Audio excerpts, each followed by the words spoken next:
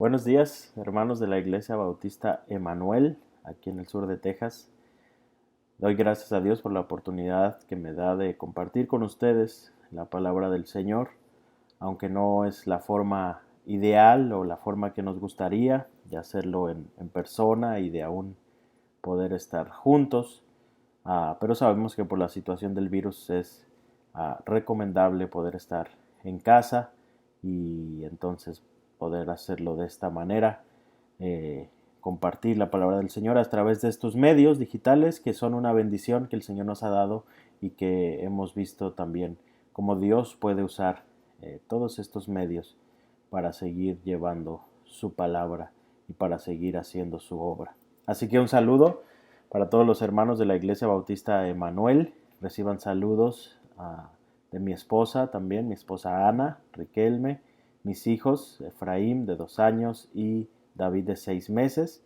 Mi nombre una vez más, Efraín Valencia. Servimos aquí como misioneros en el Seminario Bíblico Río Grande y estamos muy contentos de poder también ayudar a la iglesia local y en este caso a ustedes como Iglesia Bautista Emanuel. Gracias a Dios por esta oportunidad y quisiera en esta hora poder tener el tiempo de meditar en un pasaje de la Escritura. El domingo pasado, que también me dieron la oportunidad de compartir con ustedes, estuvimos obviamente viendo en el Día del Padre un pasaje que tiene que ver con la relación de los padres y los hijos. Y en esta mañana quisiera ver otro pasaje en la Escritura que habla de una madre y que nos va quizá a mostrar mucho de cómo funciona a veces nuestro corazón y que también nos va a mostrar quién es y quién debe ser Dios en nuestras vidas. Así que vamos a orar al Señor y después poder ir al primer libro de Samuel, capítulo 1. Primer libro de Samuel, capítulo 1. Ahí es donde vamos a estar meditando en esta hora. Pero antes vamos a orar al Señor. Padre, gracias Señor por la oportunidad que tenemos de abrir tu palabra juntos, aún a distancia, pero edificar, Señor, con tu palabra, edificarnos con tu palabra.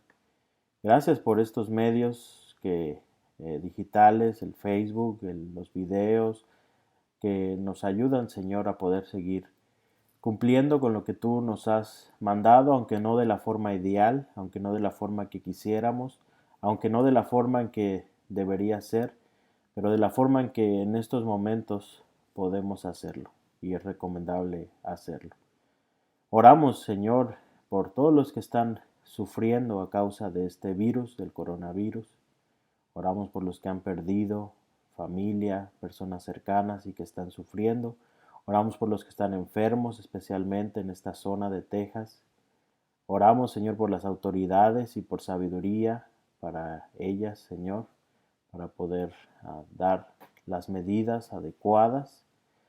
Y oramos, Señor, que nosotros podamos seguir en medio de todo esto, confiando y sabiendo que tú eres soberano y que tú tienes el control de todo. Oramos por tu palabra en esta hora, que tú puedas usarla a favor nuestro y para tu gloria. En el nombre de Jesús. Amén. Bien, hermanos, primer libro de Samuel, capítulo 1. Ahí vamos a estar, voy a leer de los versos 1 hasta el verso 19. Y ahí vamos a estar meditando en esta hora, por un momento en este relato del nacimiento de Samuel, o en este relato que nos habla de su madre, de la madre de Samuel, del profeta Samuel, Ana. Así que primero de Samuel, capítulo 1, versículos 1 al 19, vamos a estar meditando en ese pasaje. Voy a darle lectura, dice así la palabra de Dios. Hubo un varón de Ramataim de Sofim, del monte de Efraim, que se llamaba Elcana, hijo de Jeroam, hijo de Eliú, hijo de Tohu, hijo de Suf, Efrateo. Y tenía él 2 mujeres. El nombre de una era Ana y el de la otra Penina.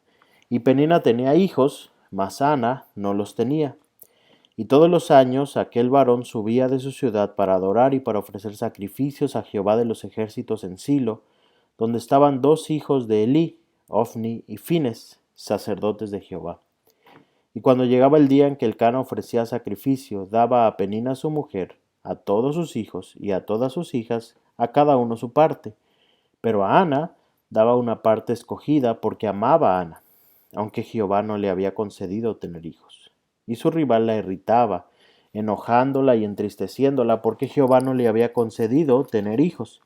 Así hacía cada año. Cuando subía a la casa de Jehová, le irritaba así, por lo cual Ana lloraba y no comía. Y Elcana, su marido, le dijo: Ana, ¿por qué lloras? ¿Por qué no comes? ¿Y por qué está afligido tu corazón? ¿No te soy yo mejor que 10 hijos? Y se levantó Ana después que hubo comido y bebido en Silo, y mientras el sacerdote Elí estaba sentado en una silla junto a un pilar del templo de Jehová. Ella con amargura de alma oró a Jehová y lloró abundantemente, e hizo voto diciendo: Jehová de los ejércitos, si te dignares mirar a la aflicción de tu sierva, y te acordares de mí, y no te olvidares de tu sierva, sino que dieres a tu sierva un hijo varón, yo lo dedicaré a Jehová todos los días de su vida, y no pasará navaja sobre su cabeza. Mientras ella oraba largamente delante de Jehová, Elí estaba observando la boca de ella, pero Ana hablaba en su corazón, y solamente se movían sus labios y su voz no se oía, y Elí le tuvo por ebria. Entonces le dijo Elí: ¿Hasta cuándo estarás ebria? Digiere tu vino. Y Ana le respondió diciendo: No, señor mío, yo soy una mujer atribulada de espíritu. No he bebido vino ni sidra, sino que he derramado mi alma delante de Jehová. No tengas a tu sierva por una mujer impía, porque por la magnitud de mis congojas y de mi aflicción he hablado hasta ahora. Elí respondió y dijo: Ve en paz, y el Dios de Israel te otorgue la petición que le has hecho. Y ella dijo: Halle tu sierva gracia delante de tus ojos. Y se fue la mujer por su camino, y comió, y no estuvo más triste. Y levantándose de mañana, adoraron delante de Jehová, y volvieron y fueron a su casa en Ramá. Y Elcana se llegó a Ana su mujer, y Jehová se acordó de ella. Podemos ver entonces que este pasaje, particularmente la historia de Ana y la historia del nacimiento de Samuel, como ese profeta de Israel que fue muy importante, nos marca en un sentido una transición, porque Samuel mismo, como persona, como líder, como profeta, marca una transición entre 2 épocas importantes en la historia de Israel, entre la época de los jueces y la época de los reyes. Samuel es considerado el último de los jueces, pero a la vez Samuel es el que unge al primer rey de Israel, a Saúl, y posteriormente también a David. Así que debemos ver esto y no debemos perder de vista esto al leer esta historia, y particularmente en este pasaje donde el protagonista aún no es Samuel, sino es Ana, en un sentido, porque aunque muchas veces nos podemos ir con la idea de que los héroes de historias como esta son los personajes humanos, realmente cuando leemos la Biblia de manera cristocéntrica, con Dios en el centro, nos tenemos que dar cuenta que el personaje principal y que el héroe de esta historia y de todas las historias en el Antiguo Testamento particularmente es Dios mismo. Es Dios usando a personas, a vasos frágiles, por su gracia y para su gloria. Así que no quiero ver tanto esta historia como simplemente a Ana como un ejemplo de fe y de oración y diciendo: como Ana oró, tú ora, como Ana tuvo fe, tú ten fe.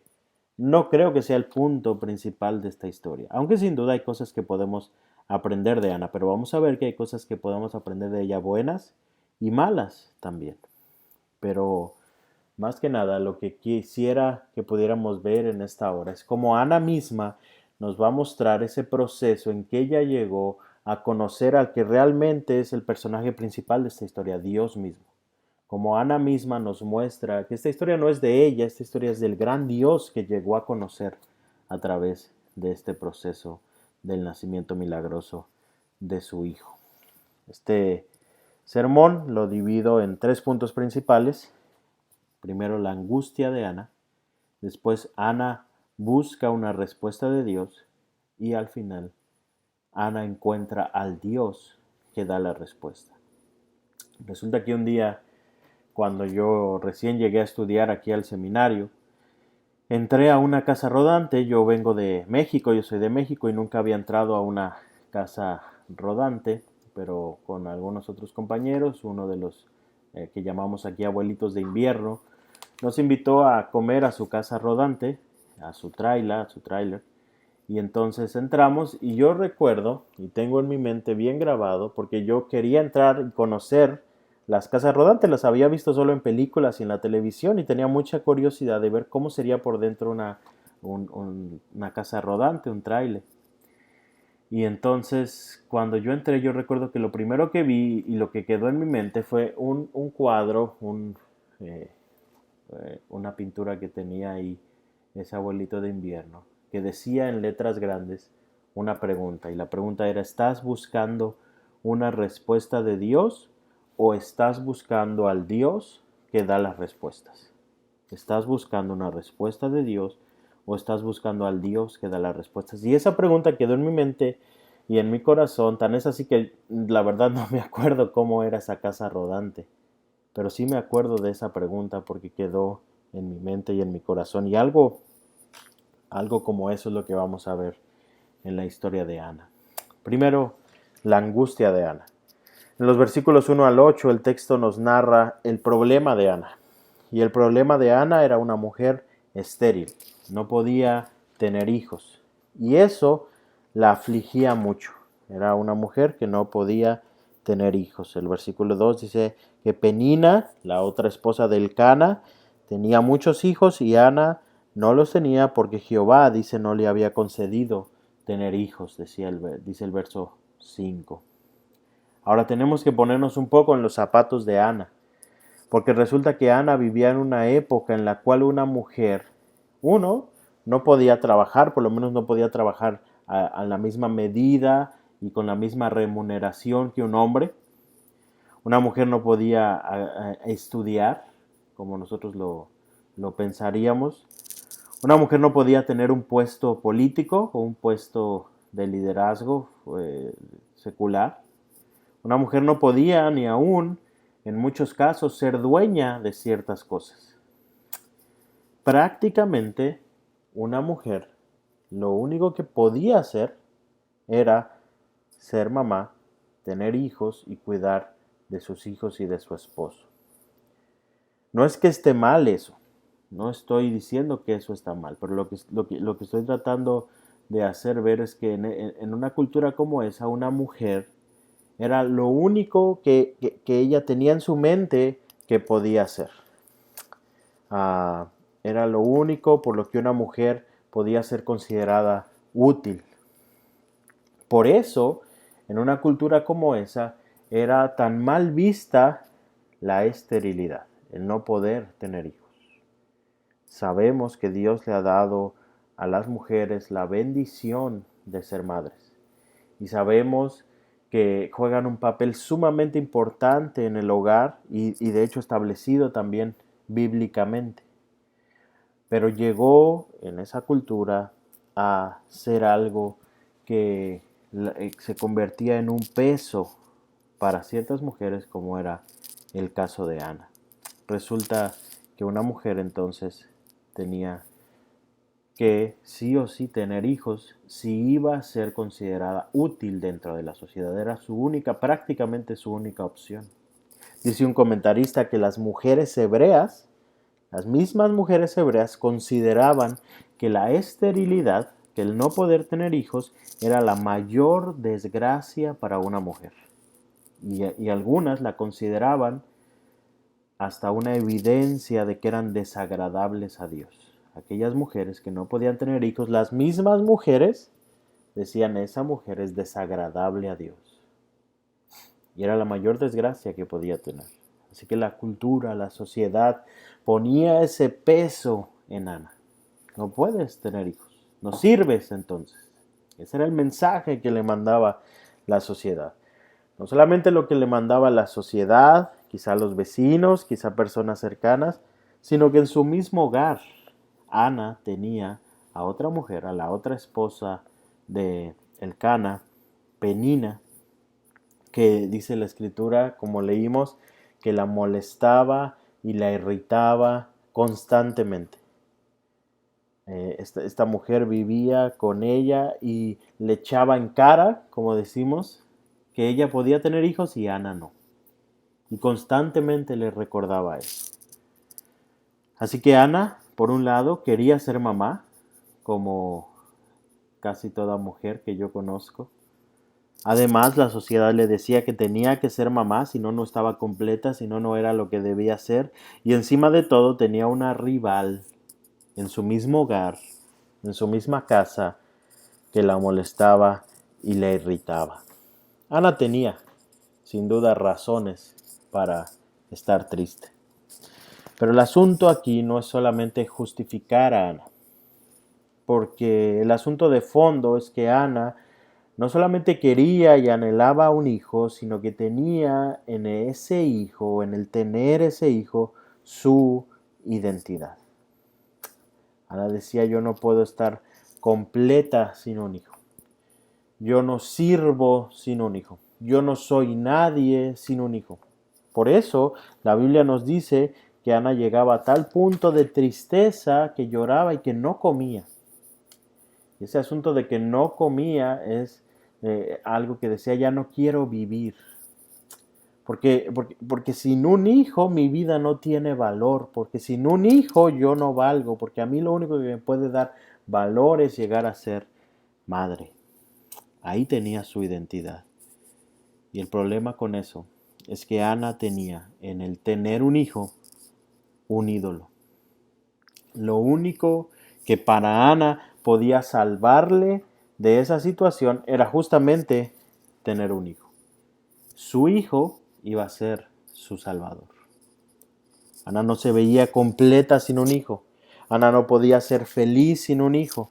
Ana se sentía que no era nadie sin un hijo. Tan es así que el Cana le pregunta en el verso 8, ¿no te soy yo mejor que 10 hijos? Y casi podemos escuchar la respuesta de Ana, no, el Cana no. Yo necesito un hijo, yo no puedo estar feliz, no puedo estar completa sin un hijo. Ahí está mi identidad, ahí está mi felicidad, por lo que me dice la cultura, por lo que me dice Penina, pero por lo que me dice también mi corazón. Y ahí estaba el ídolo de Ana. Juan Calvino decía que nuestros corazones son una fábrica de ídolos. Y cuando pensamos en los ídolos no son solamente estatuas, no son solamente formas que se levantan ahí, que están en los templos o que se les prenden veladoras. No ídolos realmente cuando vemos en la escritura. Ídolo es todo aquello que se levanta en nuestro corazón, en lo cual o en el cual o en quien ponemos nuestra esperanza, nuestro gozo, nuestra confianza, nuestra felicidad. Y un ídolo puede ser cualquier cosa para nosotros. Nuestro corazón eleva a ese lugar de idolatría a los hijos, a un novio, a una novia, a un esposo, a una esposa, a amigos, a cosas, al dinero, al trabajo, a una posición, aún al ministerio mismo. Nuestro corazón eleva al nivel de idolatría a cualquier cosa. En este caso, Ana tenía en el tener un hijo un ídolo. Lo único que podía salvarla era un hijo. Así que Ana tenía encima la sociedad, tenía encima a Penina que vivía con ella, pero tenía un problema también en su corazón. En su corazón ella había llegado a creer este mensaje de que ella no podía ser feliz, no podía estar bien, de que ella no valía sin un hijo. En el tener un hijo estaba su gozo, su identidad. Y eso es idolatría.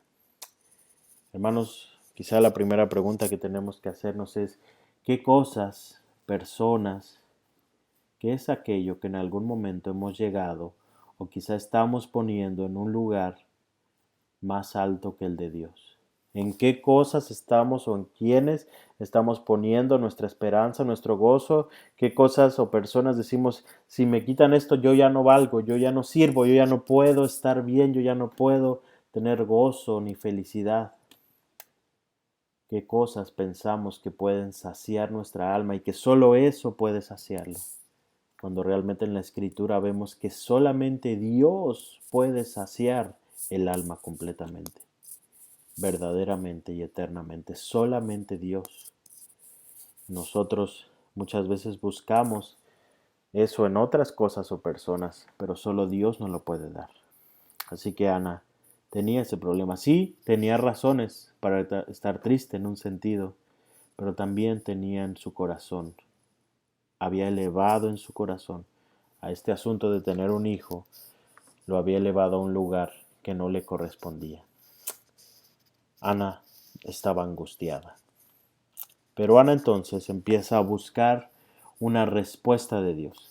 Ana se acerca a Dios buscando una respuesta, buscando que Dios le diera eso que ella tanto anhelaba, eso que le podía hacer feliz, eso que le podía hacer alguien, eso que le podía dar verdadero gozo, verdadera identidad, de acuerdo a lo que Ana pensaba.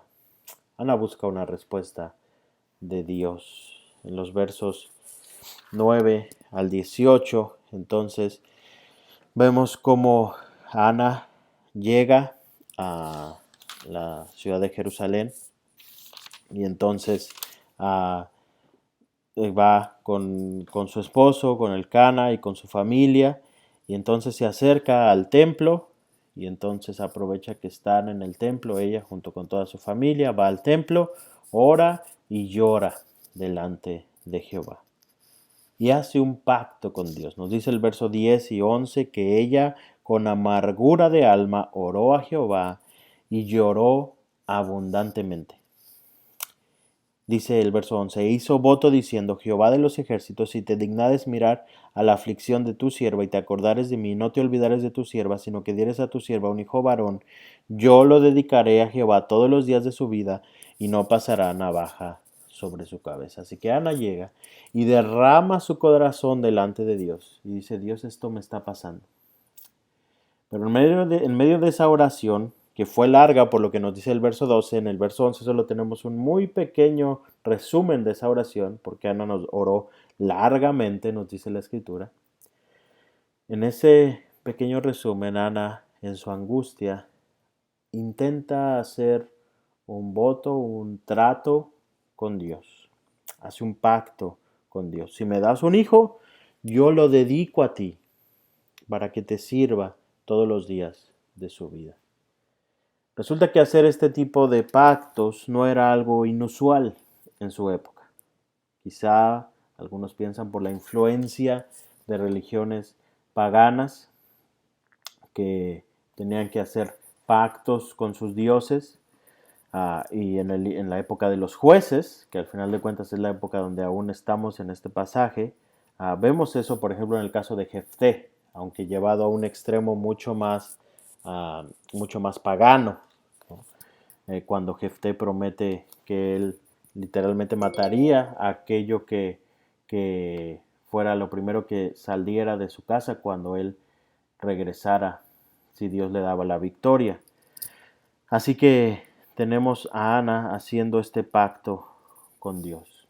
¿Y cómo podemos entender esto? Bueno, me gusta lo que dice Tim Keller, porque él dice que nos cuesta realmente creer en un Dios de gracia. Nos cuesta creer en un Dios de gracia. Estamos tan acostumbrados a dar y recibir.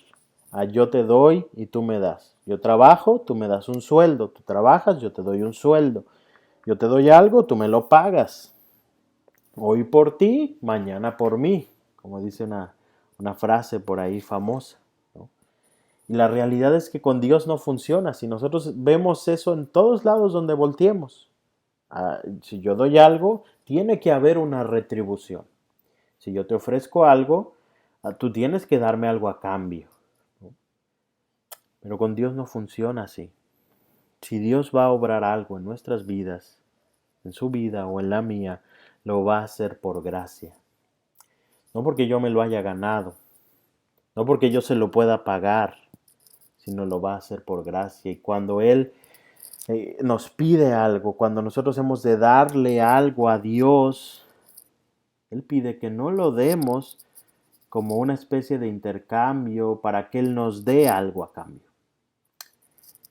Ese es justamente uno de los problemas del Evangelio o la llamada teología de la prosperidad, que se puede negociar con Dios. Dios, yo te doy para que después tú me des más y entonces el negocio es redondo, ¿no? Yo voy a hacer esto por ti, pero para que después tú me des, para que después tú me ayudes, para que después tú me lo regreses y multiplicado, ¿no? Pero no es así. El Dios de la Escritura actúa por gracia y para su gloria. Y si Dios va a hacer algo en nuestras vidas, lo va a hacer por gracia. Y Él espera que nosotros respondamos a Él en amor y que le demos a Él nuestra vida, nuestro servicio, nuestra adoración.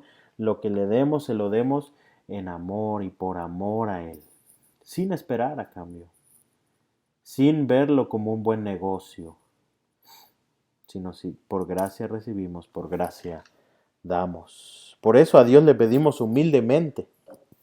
No le exigimos a Dios, porque Él no nos debe nada. Dios no le debe nada a nadie. Por eso a Él nos acercamos humildemente a pedirle que en su gracia nos provea, que en su gracia nos dé, que en su gracia nos responda las oraciones. Quizá era algo que Ana en ese momento no veía, quizá es algo que en muchos momentos nosotros nos olvidamos, que Dios obra y actúa por gracia. Ana entonces hace un pacto pidiendo a Dios que le dé un hijo, que le cumpla su mayor necesidad, su mayor deseo, y ella entonces lo devolvería a Dios. Es un pacto digno, loable, pero al final de cuentas quizá hay un mal entendimiento de la gracia de Dios en la vida de Ana. Pero Ana sin duda actuó en sinceridad y oró en sinceridad, derramó su corazón delante de Dios, oró y lloró largamente y amargamente. Tal fue la intensidad de la búsqueda de Ana que Elí pensó que estaba ebria, como nos narra la Escritura. Ana buscó esa respuesta de Dios con tal fervor que Elí pensó que estaba ebria. Ana tiene que aclararle que no, que está derramando su corazón delante de Jehová. Pero creo que aquí, en este proceso, nosotros leemos esto muy rápido, pero para Ana fue un proceso que quizá llevaba gran parte de su vida y creo que algo empieza a pasar en la vida de Ana. Porque dice el verso 18, y esto es interesante, porque después que ella ora y tiene este encuentro con Elí, ella le dice en el verso 18, al despedirse de Elí, ella le dijo: halle tu sierva gracia delante de tus ojos, y se fue la mujer por su camino, y comió, y no estuvo más triste. No estuvo más triste. Ana, entonces, ora a Dios, derrama su corazón, pide a Dios lo que ella cree que necesita, sin lo cual ella dice: yo necesito esto. Pero en esa oración, en ese tiempo que tiene con el Señor, Ana sale de ahí y dice que comió y que ya no estuvo más triste. Dios no le había respondido aún la oración en ese momento. Dios no le había dicho: sí, te voy a dar un hijo, y todavía no le daba ese hijo. Nadie le había asegurado, ni Elí, aunque Elí le había deseado que así fuera, pero nadie le había asegurado a Ana que Dios iba a hacer lo que ella le había pedido. Sin embargo, después de orar, Ana come y dice la Escritura, ya no estuvo más triste. Ana puede salir diferente de ese tiempo en oración con Dios. Y esto nos recuerda lo que dice Filipenses 4, 6 y 7. Por nada estéis afanosos, sino sean conocidas vuestras peticiones delante de Dios en toda oración y ruego con acción de gracias. Y la paz de Dios, que sobrepasa todo entendimiento, guardará vuestros corazones y vuestros pensamientos en Cristo Jesús. No estén afanosos, dice Filipenses. Presenten a Dios en oración y en ruego todas sus peticiones. ¿Y cuál es la promesa? ¿Dios les va a contestar todo? No, La promesa es cuando ustedes presenten a Dios, cuando ustedes dejen en manos de Dios aquello que les está afligiendo, aquello que les está afanando, la paz de Dios va a guardar sus corazones y sus pensamientos. Y quizá Ana es un buen ejemplo de eso. El asunto no es tanto que no haya cosas que nos puedan causar ansiedad, es qué hacemos con aquello que nos causa ansiedad. ¿Lo abrazamos nosotros o lo entregamos al Señor? ¿A dónde nos debe llevar eso que nos causa ansiedad? Y la paz de Dios no viene por la respuesta de Dios, sino por saber y conocer en manos de quién hemos dejado nuestra ansiedad. Así que Ana experimentó esa paz, ese descanso, ese alivio al orar, no al recibir la respuesta de Dios, sino al orar, al encontrarse con su Dios y dejar en sus manos lo que a ella tanto le afligía. Creo entonces que el asunto con Ana es que en este proceso de venir y derramar su corazón, su ansiedad delante de Dios, en este proceso de venir buscando una respuesta de Dios, Ana se encontró con el Dios que da las respuestas. Ana venía buscando algo de Dios, que Dios le diera algo, pero Ana se encuentra con el mismo Dios y eso cambia todo. Y eso lo cambió todo. Ana encuentra al Dios que da las respuestas. En los versos finales de este capítulo 1 se nos narra cómo Dios le da un hijo a Ana. Y resulta que parece el final de esta historia y parece que entonces, si leyéramos nada más hasta el final del capítulo 1, parece que no es el mejor final, humanamente hablando por lo menos. Yo recuerdo cuando yo de pequeño escuchaba esta historia, yo tenía en mi mente, aunque quizá nunca lo expresaba, pero tenía en mi mente, Dios le da un hijo y luego tiene que entregar a ese hijo. No parece el mejor final. Ana tanto deseaba ese hijo y cuando por fin lo tiene que entregar. Parece un final no tan feliz para Ana. Se piensa que a los 4 años o quizá menos se destetaba un niño. Así que Ana tuvo a su hijo, probablemente eso, 3, 4 años, porque fue hasta que lo destetó, que fue y lo entregó al templo, de acuerdo a lo que nos narran los últimos versos de este capítulo 1. Y yo, otra vez pensando muy humanamente, y recuerdo cuando era un niño, que uno hace esas preguntas sinceras, sin ningún tipo de miedo. Yo decía, bueno, ¿y por qué no lo tuvo Ana más tiempo? ¿Por qué, si lo amaba tanto, por qué no lo entregó tal vez cuando tenía 18 años? ¿No? Tal vez es algo que yo hubiera hecho.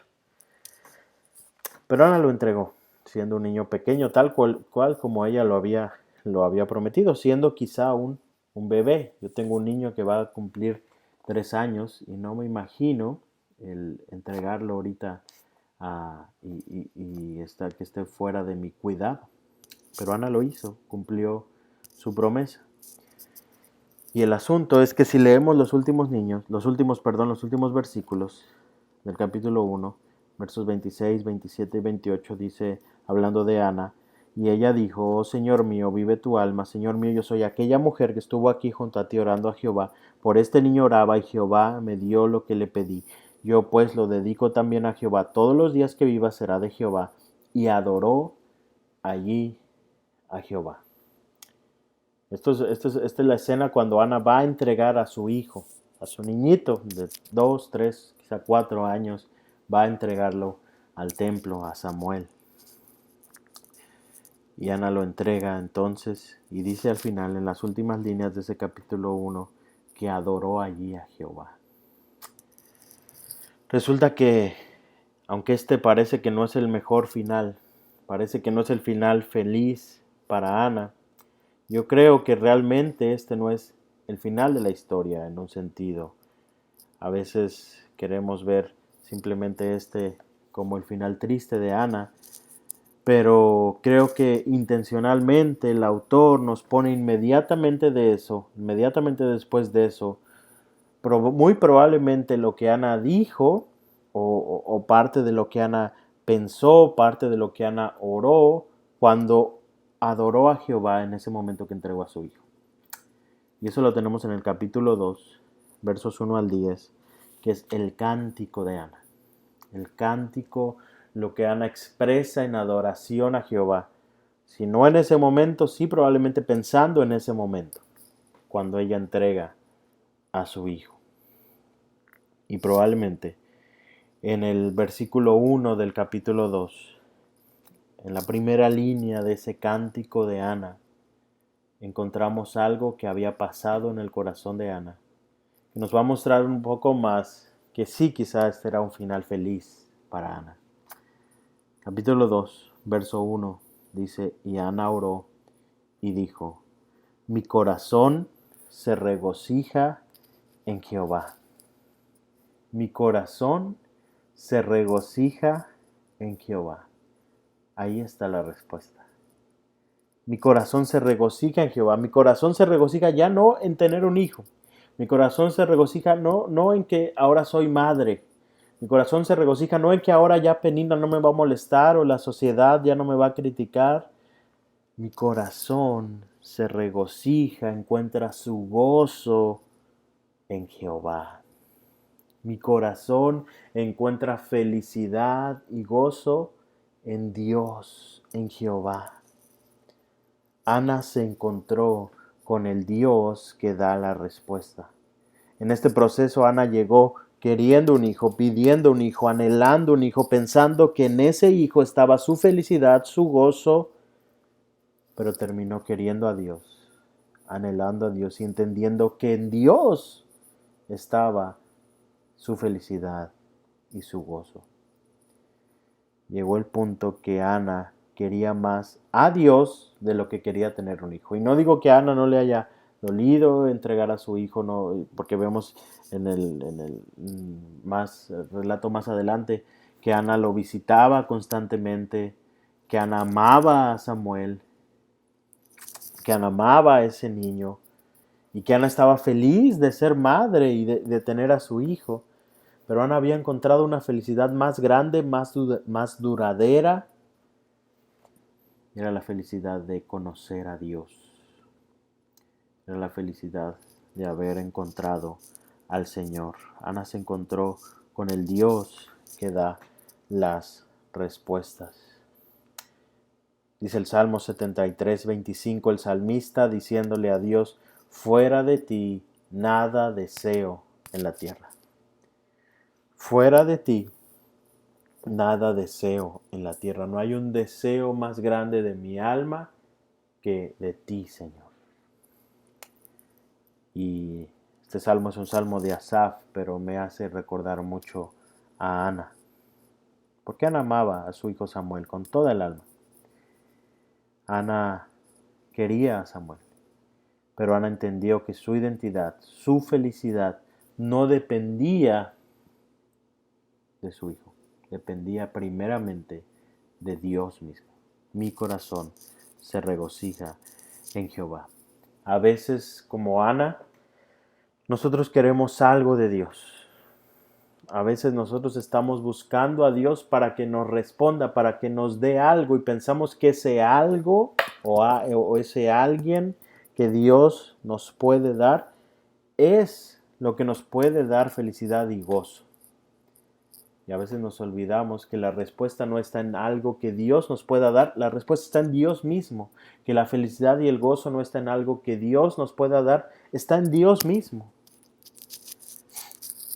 A veces como Ana queremos algo de Dios y lo que a veces no entendemos es que Dios por el Evangelio ya nos ha dado lo más valioso que Él nos podía dar.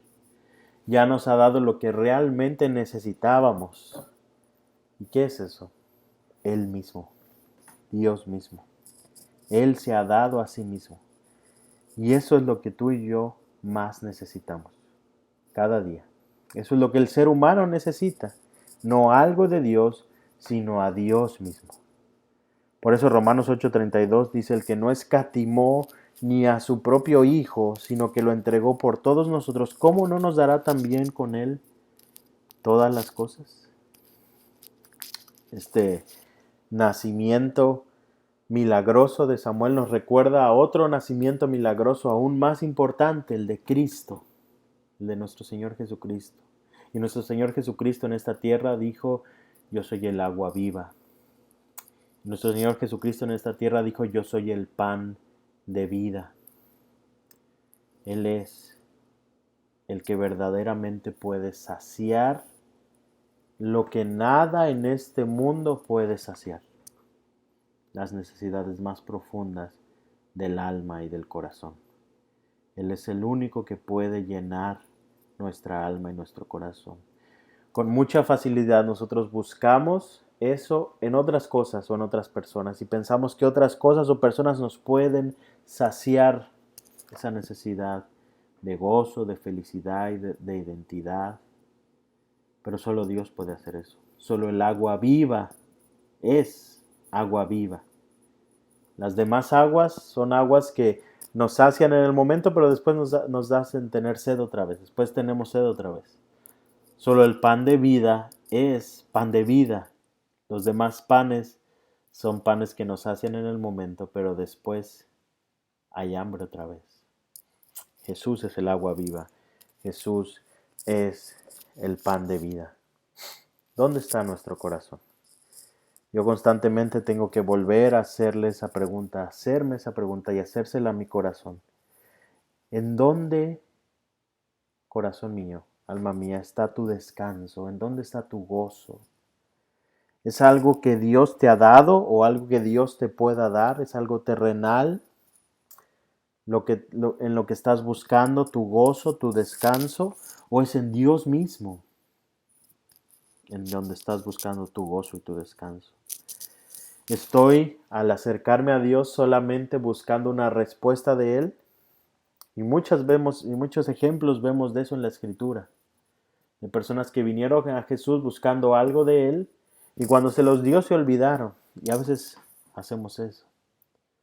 Estamos solo buscando una respuesta de Dios o estamos buscando al Dios que sí nos puede responder o no nos puede responder, pero que el conocerle basta, que el conocerle es suficiente, que el conocerle y estar con Él es lo que nos damos cuenta que necesitamos. ¿Me interesa solo algo de Dios? ¿Algo que Dios me pueda dar? ¿O me interesa Dios mismo? ¿Estoy buscando solo algo de Dios? ¿Solo algo que Dios me pueda dar? ¿O estoy buscando a Dios mismo, sabiendo que Él es la respuesta? No solamente que Él puede darme esa respuesta, sino que Él es la respuesta. ¿Amo a Dios? ¿O amo solo lo que Dios me da? ¿Amo a Dios o amo solo lo que tengo con Dios?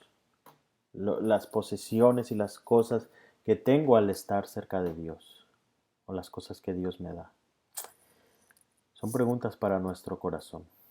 Son preguntas que si quizá Ana llegó a resolver porque esa primera línea, mi corazón se regocija en Jehová, nos dice mucho nos muestra una Ana muy diferente a la Ana que lloraba, que no comía y que estaba triste porque no podía tener un hijo. Tenemos que volver al Evangelio, recordar quién es Cristo, recordarle a nuestro corazón que Él es suficiente en nuestras vidas, que Él es el pan de vida, que le necesitamos a Él cada día y que hemos de acercarnos a Él.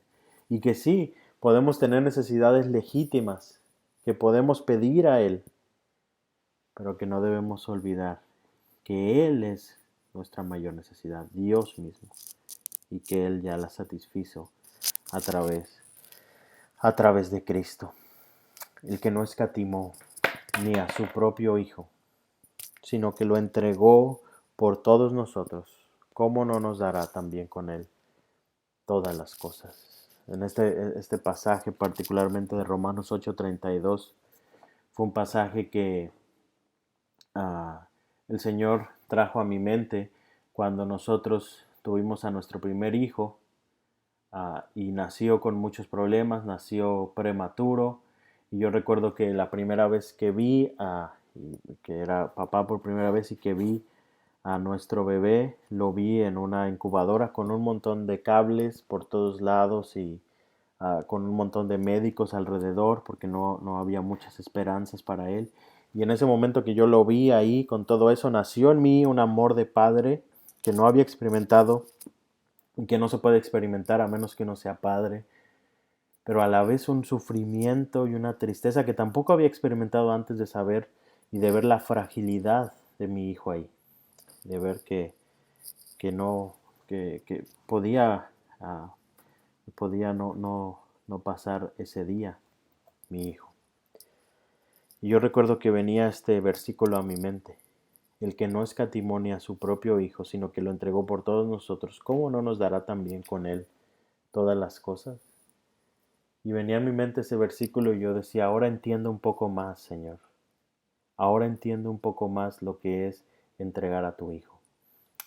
Porque si en ese momento en que mi hijo estaba ahí en la incubadora, con un montón de cables y los médicos diciendo que podíamos esperar cualquier cosa, si en ese momento me hubieran dicho, ¿qué das a cambio de la vida de tu hijo?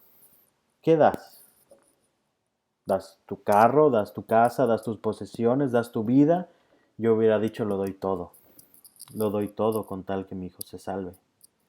Yo hubiera dicho, no hay nada que tenga más valor que la vida de mi hijo. Si me piden cualquier cosa, obviamente que no se podía hacer algo así, pero no hay nada que tenga más valor. Yo decía, cualquier cosa que haya atesorado o que atesore, no tiene más valor que la vida de mi hijo. Si me hubieran dicho, ¿qué das por la vida de tu hijo? Lo doy todo, hasta mi propia vida. La hubiera podido dar. Y yo pensaba en ese verso y decía, Señor, ahora entiendo un poco más lo que implica dar a un hijo. Porque cuando nos dice Romanos 8:32 que Él no escatimó ni a su propio hijo, Él nos está diciendo, Él, Dios, ya nos dio a lo más valioso que Él podía darnos. Lo de más valor que Él podía darnos en el universo, Él ya nos los dio, su propio hijo. Él ya nos dio lo que tiene más valor para Él, es su hijo, y Él lo dio por nosotros. Dios nos dio a Cristo. ¿Qué más necesitamos? Este verso es como si nos dijera, nosotros estamos afanados por cosas que para Dios no tienen ningún valor en comparación al valor que tiene Cristo. Y ya nos dio a Cristo, nos dio a lo que tiene más valor. ¿Por qué no iba a darnos las otras cosas secundarias? ¿Cómo no nos dará también con Él todas las cosas que necesitamos para sus propósitos? Él no escatimó ni a su propio Hijo, Él nos dio a Cristo, Él se dio a sí mismo en la persona de su Hijo Jesucristo porque era lo que necesitábamos, porque es lo que necesitamos, a Dios mismo. Así que al ver esta historia de Ana, nosotros, y mi intención es que podamos ver nuestro corazón por un lado, que muchas veces actúa como el de Ana, que muchas veces necesita recordarse a sí mismo que en Dios está la respuesta y no en algo que Él nos pueda dar necesariamente. Y cuando vemos el cántico de Ana, y voy a terminar leyendo el cántico del verso 1 al 10 del capítulo 2, quiero que veamos este cántico de Ana como Ana diciéndonos, como Ana casi gritándonos en esta historia, diciéndonos, esta historia, este relato no es de mi gran fe, no es de mi oración, no es de mi obediencia, no se trata de mí. Esta historia se trata del gran Dios que llegué a conocer, del gran Dios que tengo, de su gracia, de su soberanía, de su poder, del gran Dios que estuvo conmigo y que llegué a conocer a través de todo eso. Creo que Ana nos está diciendo eso a través de su cántico. Y por eso termino leyendo capítulo 2, versículos 1 al 10. Y que este relato nos pueda llevar a pensar en nuestro corazón y nos haga una vez más poner nuestra mirada en Dios, nos pone nuestra mirada en Jesús, el autor y consumador de nuestra fe, y poder reconocer, tú eres el pan de vida, tú eres el único que puede saciar mi hambre, mi sed, con un agua y con un pan que son verdaderamente duraderos, eternos. Tú eres el único que puede saciar verdaderamente de gozo, de felicidad. Tú eres el único en que puedo encontrar verdadera identidad. Tú eres el único que puede darme eso que nada ni nadie en este mundo me puede dar. Primero de Samuel 2, versículos 1 al 10. Y Ana oró y dijo: Mi corazón se regocija en Jehová, mi poder se exalta en Jehová. Mi boca se ensanchó sobre mis enemigos por cuanto me alegré en tu salvación.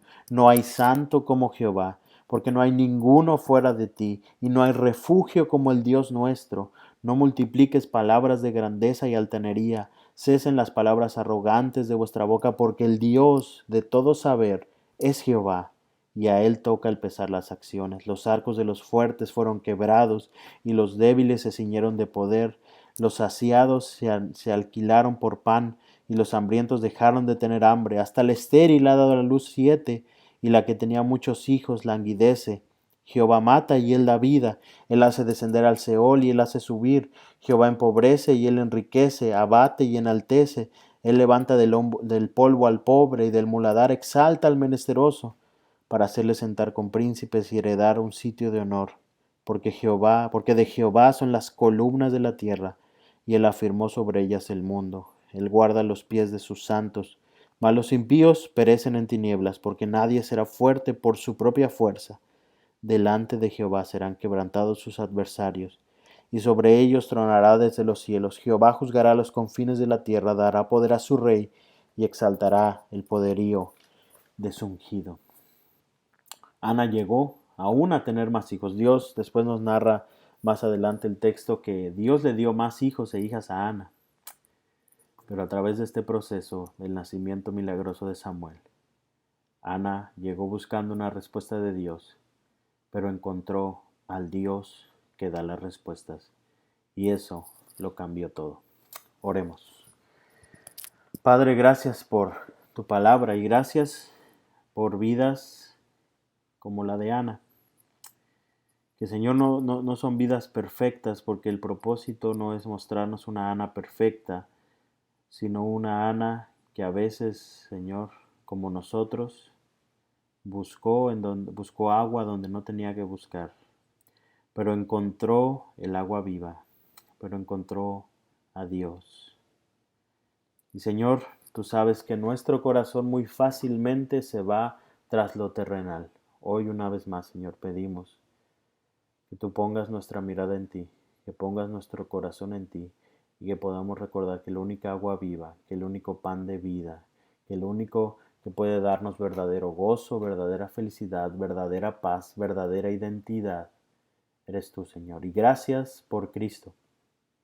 Gracias porque nos has dado lo más valioso en el universo entero.